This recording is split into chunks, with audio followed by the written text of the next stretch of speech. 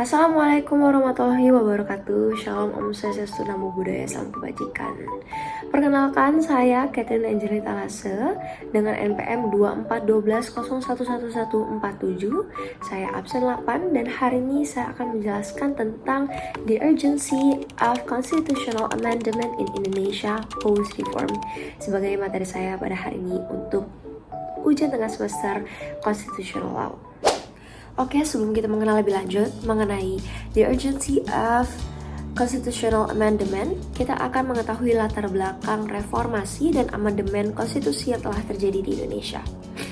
Reformasi adalah periode transisi demokrasi yang dimulai saat jatuhnya Presiden Soeharto pada Mei 1998. Beliau mengakhiri masa jabatan setelah 32 tahun menjabat sebagai Presiden Indonesia, dan reformasi dipicu oleh krisis ekonomi yang terjadi pada tahun itu, yaitu pada tahun 1997 sampai 1998. Dan kondisi semakin memburuk karena masyarakat semakin tidak puas dengan pemerintahan karena terjadi korupsi, nepotisme, dan sentralisasi kekuasaan.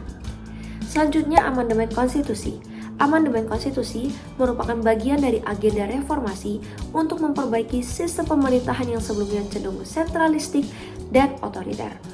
Undang-Undang 1945 diamandemen sebanyak 4 kali antara tahun 1999 hingga 2002 oleh Majelis Permusyawaratan Rakyat atau MPR. Ada beberapa aspek yang dicakup pada saat pelaksanaan amandemen. Yang pertama adalah pembatasan masa jabatan presiden menjadi 2 periode. Yang kedua, pemilihan presiden secara langsung oleh rakyat yang biasa kita sebut dengan pemilu.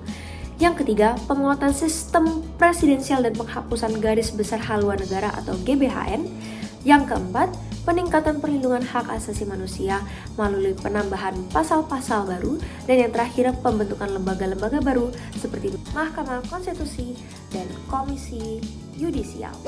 Apakah setelah dilakukan 4 kali amandemen untuk konstitusi di Indonesia sudah tidak mengalami masalah yang berhubungan dengan konstitusi?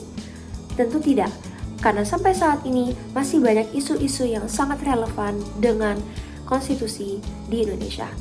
Ada 2 masalah yang saya angkat pada hari ini. Yang pertama adalah ambang batas pencalonan presiden. Ambang batas pencalonan presiden yang diatur dalam pasal 222 Undang-Undang Pemilu mengharuskan calon presiden mendapatkan dukungan dari minimal 20% kursi di DPR atau 25% suara pada pemilu sebelumnya. Hal ini dianggap membatasi jumlah calon yang dapat bersaing dan berpotensi menciptakan kartelisasi di kalangan partai politik.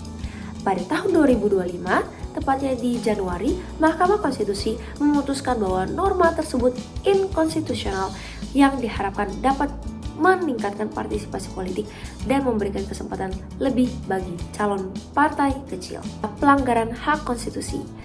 Pelanggaran ini terjadi pada rezim Presiden Joko Widodo yang telah digugat di Mahkamah Rakyat luar biasa karena dianggap melanggar hak konstitusi rakyat.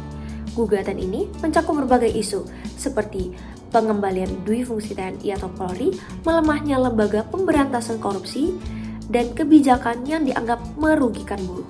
Yang pertama adalah untuk menyesuaikan perkembangan zaman agar UUD mampu tetap relevan dalam mengakomodasi perubahan-perubahan sosial, politik, maupun ekonomi yang terjadi di masyarakat. Selanjutnya, untuk memperkuat sistem check and balance. Indonesia mengenal dengan sistem trias politika atau pembagian kekuasaan ke dalam beberapa lembaga yang kita kenal ada 3, yaitu eksekutif, legislatif, dan yudikatif. Dengan memperkuat sistem check and balance, maka ketiga lembaga ini mampu melaksanakan tugasnya dengan baik, dan check and balance ini mencegah adanya penyalahgunaan kekuasaan oleh pejabat publik. Hal ini menjadi penting untuk menjaga integritas dan akuntabilitas pemerintahan. Selanjutnya, amandemen terbaru menjadi penting karena mampu mengakomodasi aspirasi publik. Partisipasi publik dalam proses amandemen mampu memastikan bahwa perubahan yang dilakukan benar-benar mencerminkan harapan dari rakyat. Tanpa adanya partisipasi publik, maka amandemen berpotensi hanya menjadi kepentingan segelintir elit politik. Dan yang terakhir, amandemen terbaru mampu menguatkan hak asasi manusia. Amandemen dapat memperluas perlindungan hak asasi manusia dalam konstitusi dengan memasukkan ketentuan-ketentuan terbaru Diharapkan tercipta lingkungan yang lebih aman dan adil bagi seluruh warga negara. Harapan-harapan yang ingin dicapai jika amandemen terlaksana nih. Yang pertama, amandemen diharapkan mampu bersifat terbatas dan partisipatif.